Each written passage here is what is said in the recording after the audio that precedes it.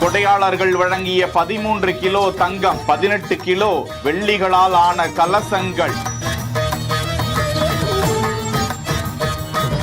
51 அடி ஒரே கல்லிலால் ஆன தேவி கருமாரியம்மன்,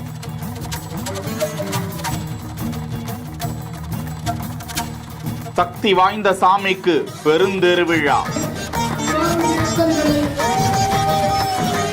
தொடர்ந்து நடந்த வேள்வி பூஜைகள்,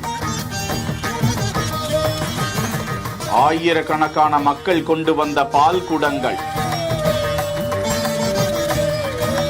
விண்ணை பிளக்க கேட்ட ஓம் பராசக்தி கோஷங்கள்,